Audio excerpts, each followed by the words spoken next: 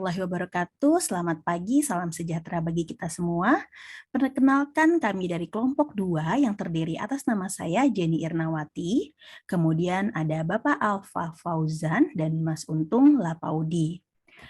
Kami akan mempresentasikan mata kuliah Filsafat Ilmu Lanjutan yang diampu oleh Prof. Anis dengan tema objek materi dan objek formal dalam ilmu manajemen. Di sini kami menggunakan referensi dari book chapter dengan judul On the Nature of Theory yang ditulis oleh John B. Miner. Bagaimana teori dalam ilmu pengetahuan? Ilmu adalah pengetahuan tentang suatu bidang yang disusun secara bersistem menurut metode-metode tertentu yang dapat digunakan untuk menerangkan gejala-gejala tertentu di bidang pengetahuan itu menurut Kamus Besar Bahasa Indonesia. Pengetahuan juga bisa dikatakan sebagai suatu sistem di mana pada jenis tertentu pengetahuan diperoleh dari fenomena alam melalui pengamatan yang terkontrol dan diinterpretasikan secara teoritis. Tujuan yang biasanya diterima dari upaya ilmiah adalah untuk meningkatkan pemahaman dan untuk memfasilitasi prediksi menurut Dubin 1978. Ilmu bukan sekedar pengetahuan atau knowledge, tetapi merangkum sekumpulan pengetahuan berdasarkan teori-teori yang disepakati dan dapat secara sistematik diuji dengan seperangkat metode yang diakui dalam bidang ilmu tertentu. Dari sudut pandang filsafat, ilmu terbentuk karena manusia berusaha berpikir lebih jauh mengenai pengetahuan yang dimilikinya. Ilmu pengetahuan juga bisa dikatakan sebagai produk dari epistemologi. Dengan kata lain, ilmu terbentuk dari 3 cabang filsafat, yakni ontologi, epistemologi, dan aksiologi. Jika ketiga cabang itu terpenuhi, berarti sah dan diakui sebagai sebuah ilmu. Menurut Horton, PB, dan Chester LH, ilmu pengetahuan merupakan upaya pencarian pengetahuan yang dapat diuji dan diandalkan yang dilakukan secara sistematis menurut tahap-tahap yang teratur dan berdasarkan prinsip-prinsip serta prosedur tertentu. Sedangkan teknologi merupakan penerapan penemuan-penemuan ilmiah untuk memecahkan masalah-masalah praktif. Dengan begitu, teori juga bisa dikatakan sebagai jantung dari ilmu pengetahuan. Di sini terlihat ada 5 gambar, gitu ya, 5 poin. Dan idealnya, ilmu adalah bagian dari organization behavior yang meliputi yang pertama ada pengertian yang tepat, kedua pengumpulan data objektif, ketiga temuannya dapat direplika atau ditiru, yang keempat pendekatannya sistematis dan kumulatif, dan yang terakhir tujuannya adalah pemahaman dan prediksi di area yang dikontrol dan ditetapkan menurut Berelsen dan Steiner 1964. Ini adalah karakteristik dari banyak peramalan atau asumsi yang dilakukan perusahaan sebagai dasar perencanaan. Pengetahuan akan lebih baik jika dapat mencapai kedua tujuan tersebut. Namun, banyak prediksi yang telah dicapai cukup presisi, meskipun pemahaman yang benar dari fenomena yang mendasarinya masih minimal. Misalnya, kita tahu banyak tentang berbagai faktor yang mempengaruhi tingkat kinerja orang. Tetapi kita tidak cukup tahu tentang interaksi faktor-faktor dalam kasus tertentu untuk memprediksi dengan akurasi tinggi secara tepat seberapa baik individual tertentu akan melakukannya dalam posisi tertentu. Kita masuk ke definisi teori. Teori ilmiah adalah pola konstruksi logis atau konsep simbolik yang saling terkait di mana fakta-fakta yang ketahui mengenai suatu fenomena atau domain teoritis dapat dipasangkan. Sebuah teori juga dikatakan sebagai generalisasi berlaku dalam batas-batas yang dinyatakan yang menentukan hubungan antara faktor-faktor. Jadi, teori ilmiah bisa dikatakan sebagai upaya untuk memahami pengamatan yang dalam dan dari dirinya sendiri tidak mengandung logika yang melekat dan jelas, menurut Dubin 1976.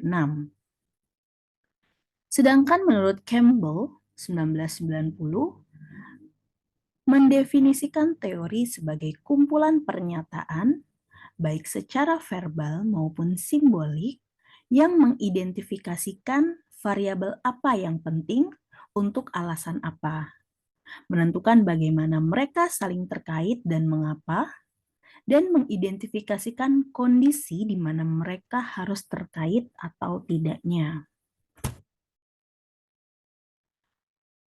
Titik maksimalnya, penjelasan menciptakan teori. Tujuannya apa? Tujuannya adalah untuk menjawab setiap pertanyaan bagaimana, kapan, dan mengapa. Menurut KBBI atau Kamus Besar Bahasa Indonesia, teori adalah pendapat yang dikemukakan sebagai keterangan mengenai suatu peristiwa atau kejadian, azas dan hukum umum yang menjadi dasar kesenian atau ilmu pengetahuan dan pendapat, cara, aturan untuk melakukan sesuatu. Kemudian menurut Manning, teori adalah seperangkat asumsi dan kesimpulan logis yang mengaitkan seperangkat variabel satu sama lainnya, dan teori ini akan menghasilkan ramalan-ramalan yang dapat dibandingkan dengan pola-pola yang diamati. Menurut John W. Creswell, teori adalah serangkaian bagian atau variabel atau definisi dan dalil yang saling berhubungan dan menghadirkan sebuah pandangan secara sistematis mengenai fenomena dengan menentukan hubungan antar variabel dan menjelaskan fenomena secara alamiah.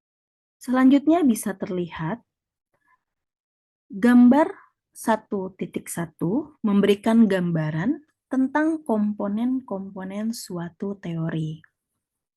Sebuah teori merupakan sistem konstruksi dari variabel dengan konstruksi yang terkait satu sama lain oleh proposisi dan variabel dengan hipotesis.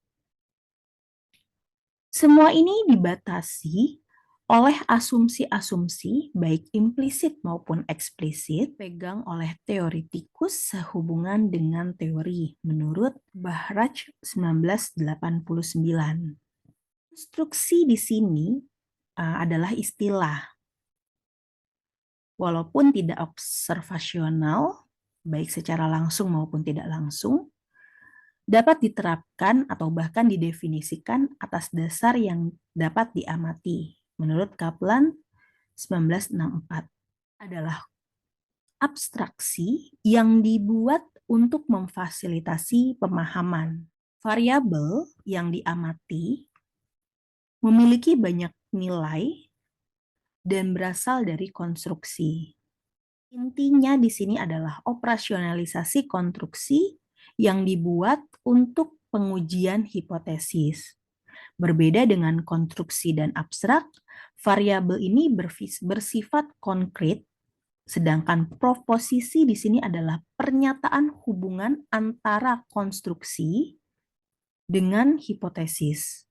Hipotesis di sini merupakan pernyataan serupa yang melibatkan variabel. Pada penelitian, biasanya mencoba untuk mengkonfirmasi atau menyangkal hipotesis yang ada.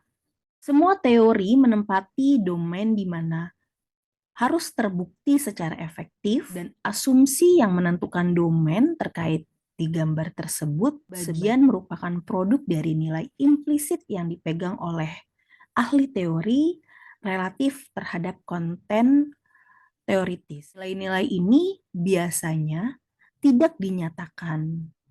Batas spasial membatasi penggunaan teori yang efektif untuk unit-unit tertentu, seperti jenis organisasi atau jenis orang. Batas-batas budaya juga sangat penting untuk teori menurut Cheng, Scully, dan Chan 2001.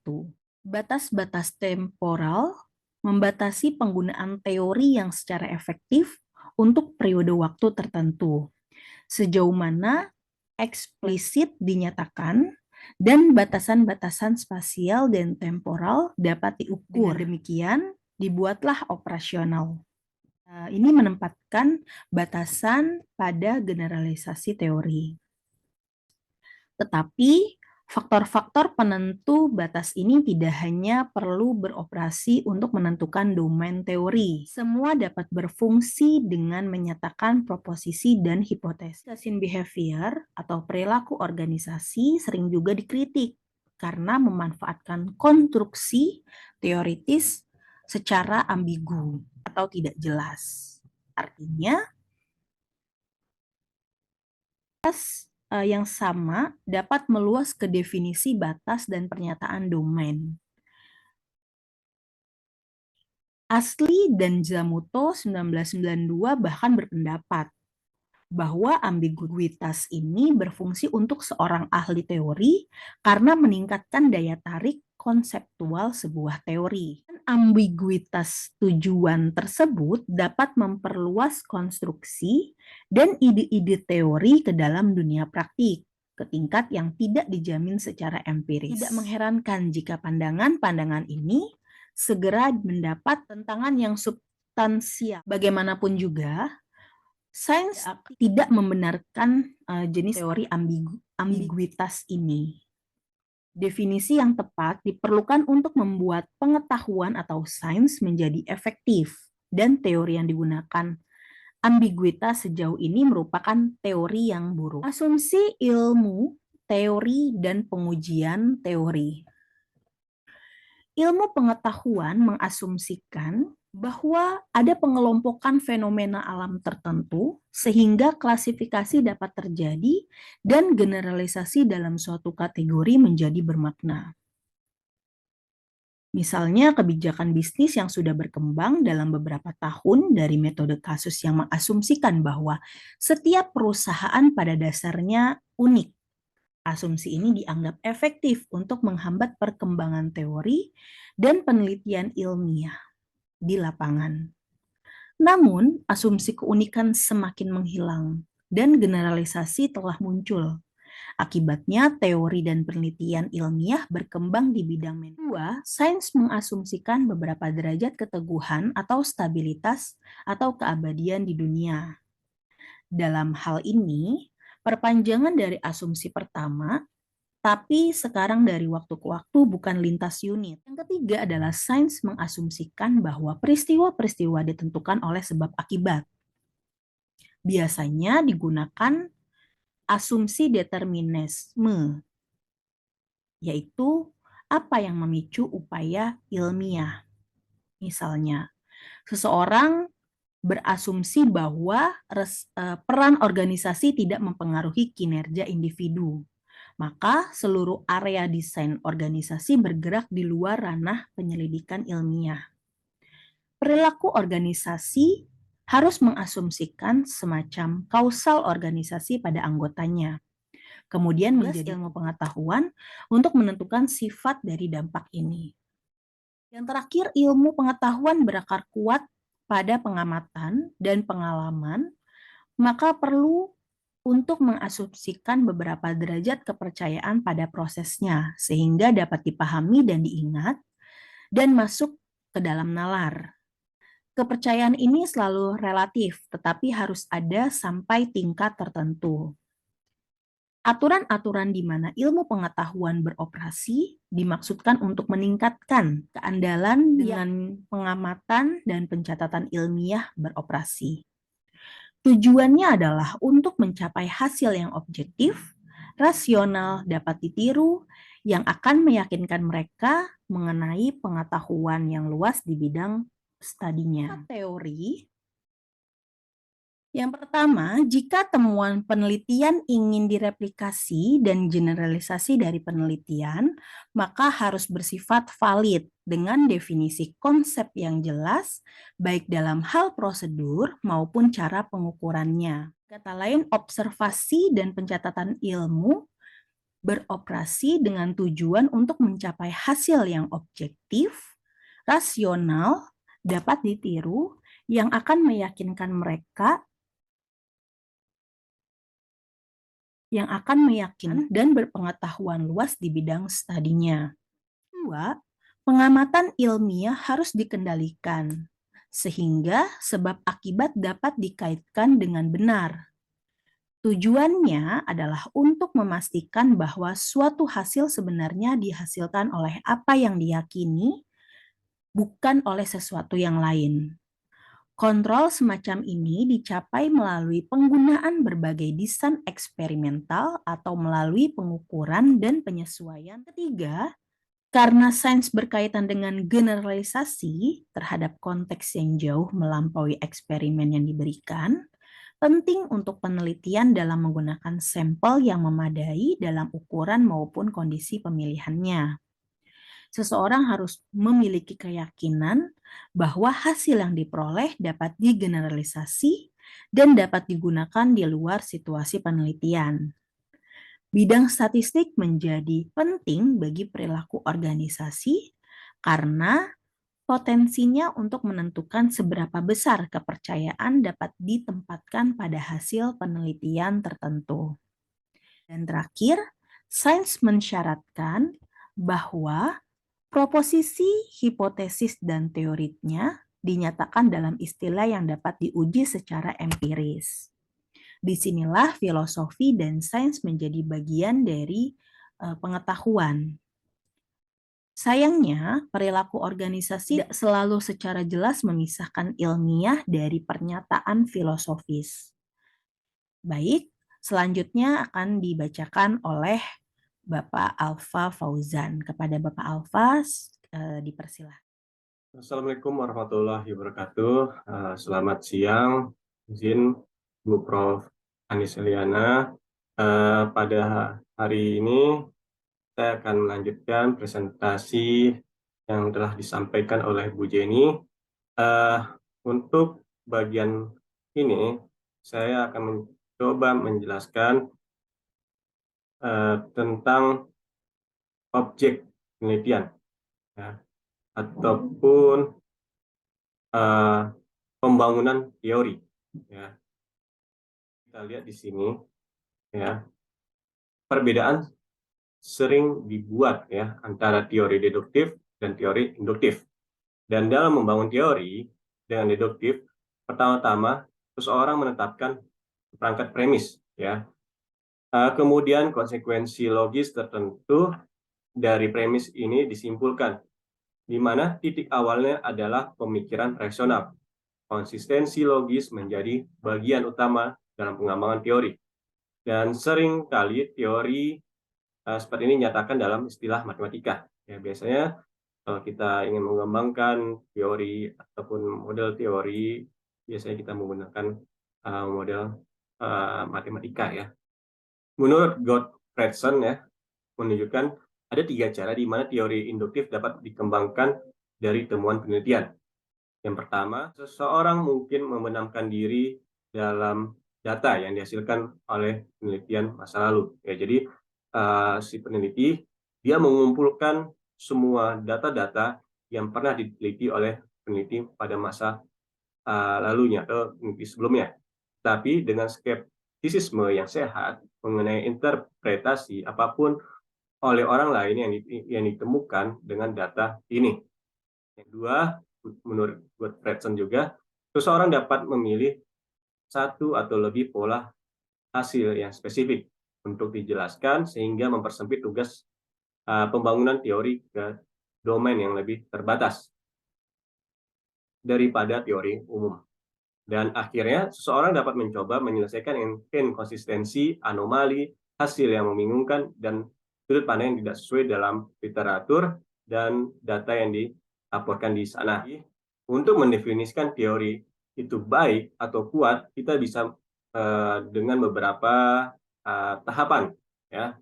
Tahapan pertama, teori harus berkontribusi sains. Ya. Maksudnya di sini mereka harus membantu pemahaman, memungkinkan prediksi dan memfasilitasi pengaruh. Ya.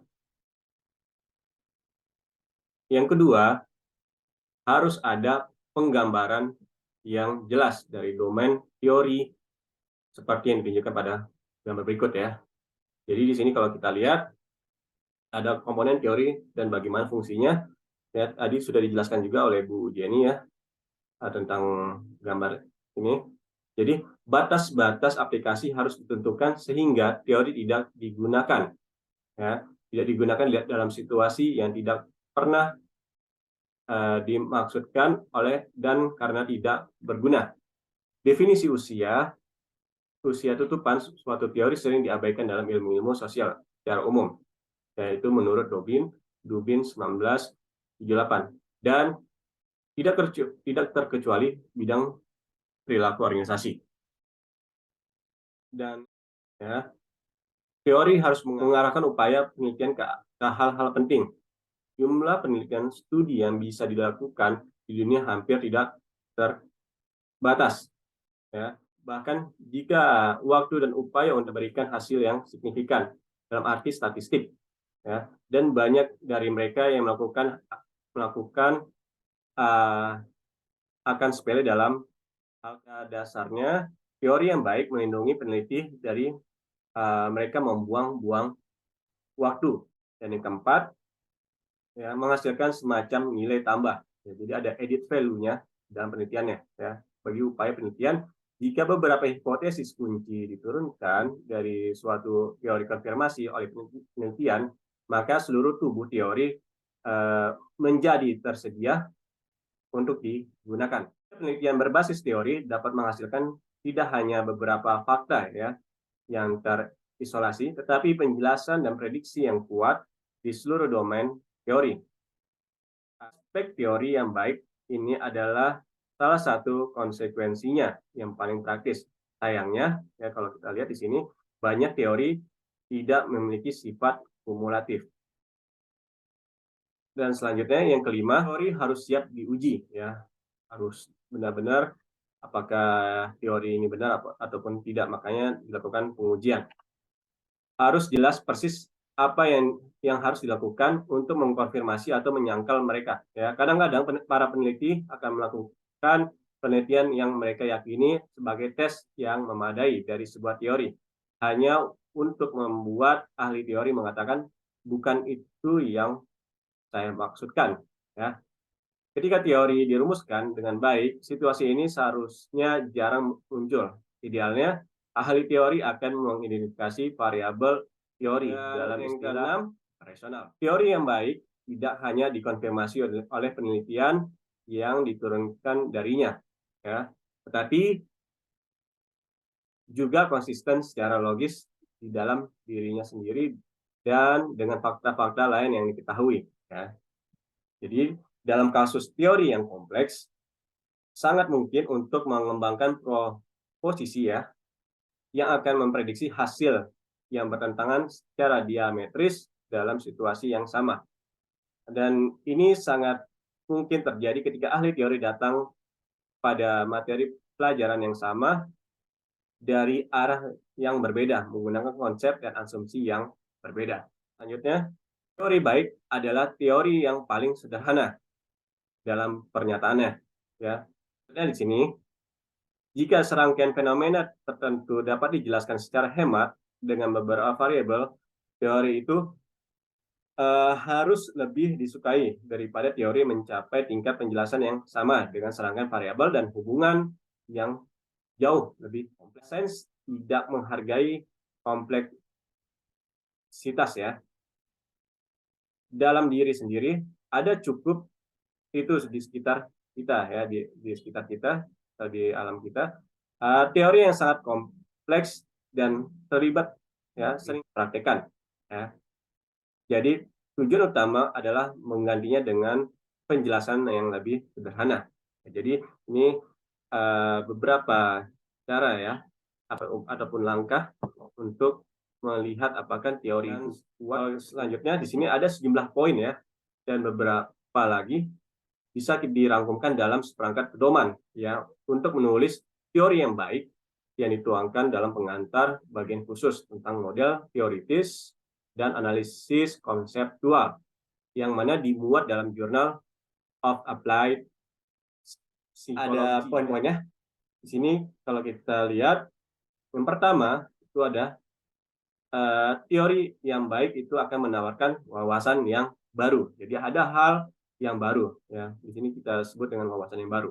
Yang kedua, teori yang baik itu menarik ya, menarik bagi orang-orang yang ingin meneliti lagi. Yang ketiga, teori yang baik adalah fokus dan kohesif ya.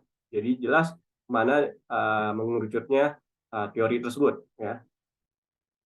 Keempat, teori yang baik didasarkan pada literatur yang relevan, tetapi menawarkan lebih dari sekedar ulasan atau integrasi literatur ini. Ya. Dan yang kelima, teori yang baik menyajikan konstruksi yang didefinisikan dengan jelas dan menawarkan penjelasan yang jelas. Ya. Dan juga menyeluruh dan bijaksana tentang bagaimana dan mengapa konstruksi dalam model terkait. Yang keenam, teori yang baik dapat diuji. Ya, ini sama yang seperti yang tadi saya jelaskan ya, bahwa teori yang baik itu harus bisa diuji. Ya. Dan yang ketujuh, teori yang baik ataupun yang bagus itu biasanya memiliki implikasi praktis. Ya. Dan yang ke-8, teori yang baik ditulis dengan baik juga. Ya. Itu menurut Klein dan Benedict. Ya. Jadi, aplikasi teori baik dan buruk kita bisa lihat di sini ya. Teori yang secara konsisten gagal mencapai kriteria ya seperti ini, dan dengan demikian akhirnya muncul sebagai teori yang buruk ya, dapat memiliki konsekuensi negatif bagi sains. Itu menurut Webster dan Starbuck ya, pada tahun 1988. Menurut artikel ya yang ada di Harvard Business Review yang berjudul Why Hard-Nosed Executive Should Be Care About Management Theory. Ini diterangkan oleh Christensen dan Raynor 2003. Mereka mencatat bahwa teori yang baik sebagian berharga karena membantu membuat prediksi. Ya, jadi teori tersebut bisa membantu peneliti untuk membuat prediksi ataupun forecasting ya. Karena data yang dapat diandalkan hanya tersedia dari masa lalu. Ya. Menggunakan teori kausalitas yang kuat adalah salah satunya cara seorang manajer dapat mengintip masa depan dengan percaya diri. Ya, jadi seorang manajer dia akan mengumpulkan data-data dari tahun-tahun sebelumnya. Data tersebut akan diolah menjadi informasi, dan informasi itu akan dipakai oleh manajer untuk melihat ya apa yang akan berlaku ataupun terjadi di masa depan. Nah, dari data tersebut, maka seorang manajer bisa membuat strategi-strategi untuk menjalankan bisnisnya. Pada tingkat abstraksi yang sangat tinggi, tujuan akhir sains dan juga teorinya adalah menemukan kebenaran. Ya. Ini hal yang menjadi tujuan dari seorang peneliti dengan teorinya. Ini melibatkan keyakinan kuat bahwa ada realitas di luar sana, di luar pengamatan, ya, di mana kebenaran ini ada. Proses pencarian pengetahuan tentang kebenaran ini didasarkan pada kenyataan, di mana diliputi ketidakpastian ya. Jadi ada keadaan yang uncertainty ya dalam melakukan proses keputusan ataupun keadaan, dan sains mencari kebenaran dalam pengakuan penuh bahwa dia tidak pernah dapat diketahui dengan kepastian mutlak, hanya perkiraan terhadap kepastian yang mungkin. Dan pandangan ini telah dikategorikan sebagai realisme ilmiah atau realisme organisasi menurut Kelvin ya 67. Kalau lihat dari posisi minoritas memang ada ya.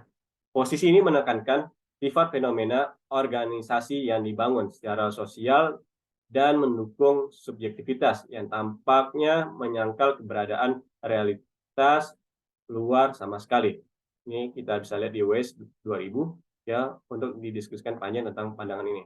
Dengan demikian, kebenaran pengambil kursi belakang ya untuk hal-hal baru, provokatif dan keunikan. Dalam pandangan ini, tujuan konstruksi teori dan dasar evaluasi teori bukanlah kebenaran, melainkan keunikan. Itu menurut Monet dengan McKinley ya, tahun 1993. Ini bukan nilai-nilai sains, tetapi mereka mencerminkan posisi filosofis saat ini. Namun, yang penting untuk menunjukkan bahwa fakta dari sebuah teori dibangun secara sosial itu selalu membuatnya tidak sesuai dengan kebenaran atau objektivitas. Ya, demikian pula dengan tujuan dan metode tense menurut McClure dengan Bailey 2003. Ya, ini gambaran implikasi teori baik dan dalam pengambilan keputusan secara ilmiah kita juga bisa lihat ya bahwa dari apa yang telah dikatakan sebelumnya dalam bab ini tampak jelas bahwa proses keputusan ilmiah dicirikan oleh tingkat konservatisme yang cukup besar. Ini dikemukakan oleh Miner dan Rajul tahun 2004 menyatakan bahwa kewaspadaan dan skeptisisme adalah ciri khas sains. Ya. Jadi seorang ilmuwan atau saintis tetap akan netral sampai bukti yang meyakinkan itu terkumpul atau terbukti. Ya. Ini adalah aspek utama dari objektivitas ilmiah. Ya. Jadi objektivitas dari penelitian itu sampai ilmuwan bisa membuktikan ya penelitiannya. Selanjutnya, firasat dan bias itu tidak memberikan dasar untuk keputusan. Ya. Hanya penelitian terkontrol dan teori yang dibuktikan yang akan dilakukan. Contohnya, saya tidak tahu. Dengan demikian, ya tidak hanya menjadi jawaban ya yang tadi ya yang saya tidak tahu ini yang dapat diterima untuk sebuah pernyataan, tetapi dalam banyak kasus menjadi jawaban yang sangat dihargai. Dengan mengakui bahwa pengetahuan yang memadai untuk memecahkan masalah atau untuk membuat keputusan masih kurang, sains membuka masalah tersebut untuk penelitian. Dari sudut pandang ilmiah, kesalahan terbesar terjadi ketika data yang tidak memadai atau tidak mencukupi itu diinterpretasikan secara berlebihan ya. Jadi ketika data yang tidak lengkap itu bisa menjadi sebuah kesalahan jika data tersebut diartikan ya secara berlebihan ataupun digeneralisasikan sehingga masalah yang belum terpecahkan diterima sebagai terpecahkan. Kesalahan semacam ini menghalangi kemajuan penelitian atau ilmiah ya, karena identifikasi masalah menjadi sangat sulit. Yang telah saya sampaikan dari slide atau penjelasan saya tadi, maka bisa disimpulkan bahwa sejumlah teori perilaku organisasi tampaknya telah memenuhi kriteria ya untuk dinilai baik pada saat ini. Dan dari buku-buku ya lain dalam seri ini ya atau dari pembahasan ini menyajikan teori-teori ini secara rinci dan penelitian yang membahasnya. Kalau kita lihat di sini ada teori esensial motivasi dan kepemimpinan menurut ini oleh Miner tahun 2005 ya, di mana dalam teorinya ada 21 teori ya yang diperlakukan dalam perilaku organisasi. Dan yang kedua ada teori esensial proses dan struktur ya. Ini dikembangkan oleh Miner tahun 2006. Teori-teori ini tidak selalunya baik atau kuat dalam segala hal, tapi untuk ditunjuk dan dengan dianggap penting. Mereka harus menunjukkan aspek positif tertentu. Dianggap penting, ya, mereka harus menunjukkan aspek positif tertentu juga. Dan kesimpulan selanjutnya, ya, semua bukti ya menunjukkan bahwa perilaku organisasi telah maju ke titik di mana ia memiliki sejumlah teori yang memberikan kontribusi yang substansial ya untuk basis pengetahuan lapangan. Untuk diskusi tentang bagaimana sains dan komitmen pada teori telah memengaruhi pemikiran seseorang yang telah menjadi bagian dari proses perkembangan ini. Ya, perkembangan ini selama beberapa tahun. Ini jika kita lihat dari paparan dari Donaldson 2005.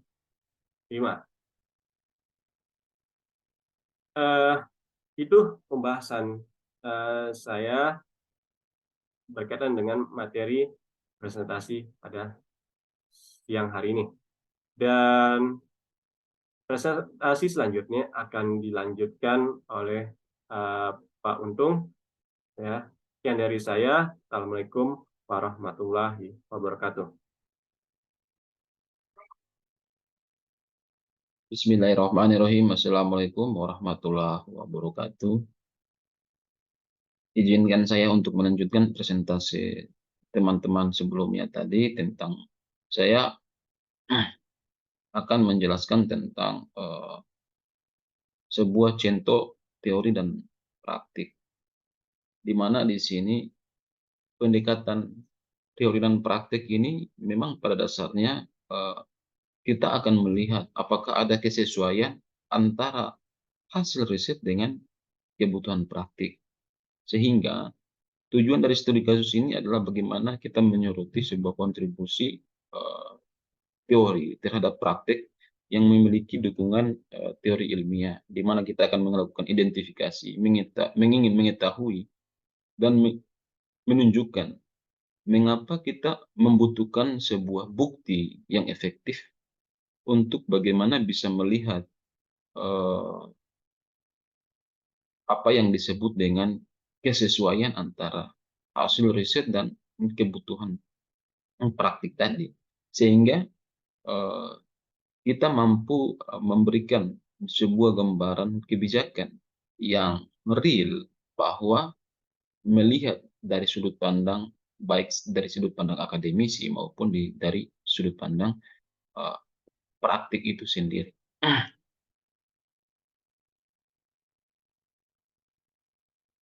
Di sini kita melihat bahwa ada yang dikatakan sebagai keputusan ilmiah dan praktik. Keputusan ilmiah di sini dalam artian bahwa keputusan para akademik dan keputusan para praktis.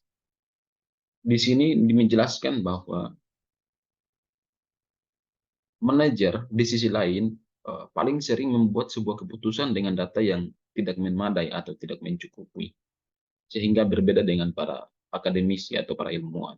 Seringkali dihadapkan pada problem yang tidak dapat dijawab dengan mereka katakan bahwa saya tidak tahu atau saya tidak mengerti. Seringkali manajer harus mengumpulkan informasi sebanyak mungkin dalam waktu yang tersedia, dan kemudian mereka lakukan tindakan. Keputusan semacam ini akan melibatkan berbagai elemen risiko yang sangat besar, tetapi ketika melakukan penilaian tidak dapat lagi untuk kita tunda, tetapi bagaimana kita harus mencari sebuah alternatif lain. Perbedaan substansial antara keputusan akademik maupun keputusan praktik adalah ada dua tuntutan dalam keputusan ini, telah menyebabkan sebuah kesalahpahaman yang cukup besar. Para ilmuwan atau akademisi membutuhkan pengakuan tentang apa yang diketahui dan apa yang tidak untuk menyatakan masalah dalam sebuah penelitian. Sebaliknya, para manajerial tidak memerlukan kemajuan pengetahuan, melainkan pencapaian tugas organisasi atau tujuan pemeliharaan atau organisasi itu tersebut. Sehingga kita bisa melihat bahwa bagaimana para ilmuwan atau para akademisi mengambil sebuah keputusan adalah mereka berpikir tentang perkembangan ilmu pengetahuan, tetapi sebaliknya yang dilakukan oleh praktisi adalah bagaimana mereka melihat kesehatan daripada organisasi itu sendiri. Ini adalah sebuah uh, penggunaan teori atau sebuah pandangan umum yang saya jelaskan. Sehingga oleh karena itu para manajer harus memanfaatkan semua kemungkinan pengetahuan ilmiah yang ada, yang relevan dengan kegiatan-kegiatan mereka. Ini seperti diberikan contoh, seperti seorang dokter, di mana seorang dokter mampu mengidentifikasi pasien dengan menanyakan. Jadi, persoalan praktis dijawab dengan sains. Ini yang contoh, salah satu contoh ya, di mana ada kebutuhan antara masalah-masalah praktik, tetapi dijawab dengan ilmu pengetahuan, dengan sains itu sendiri. Terlepas dari perbedaan relatif atau dalam konservatif dalam menanggapi persoalan ini, pengambilan keputusan manajer dan pengambilan keputusan akademis memang memiliki ciri yang umum. Setidaknya ini berlaku untuk manajer yang beroperasi dalam sebuah sistem hierarki yang relatif jauh lebih besar, atau sistem di mana norma-norma profesional adalah metode utama untuk mendorong, sehingga nilai-nilai ilmiah, teori birokrasi, dan profesionalisme semua berbagi dalam sebuah penekanan rasionalitas dalam pengambilan keputusan. Sains, di mana para ilmuwan mereka merancang sebuah teori, melakukan pembentukan hipotesis, melakukan skala pengukuran, sehingga melakukan desain. Tetapi berbeda dengan mengambil sebuah kebijakan, sehingga mereka mampu mengambil sebuah kebijakan dalam perencanaan, melakukan identifikasi masalah, pengumpulan data, interpretasi, dan tindakan, dan lain sebagainya.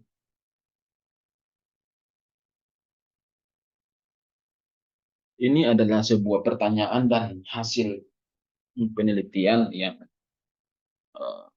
dilakukan oleh beberapa para peneliti.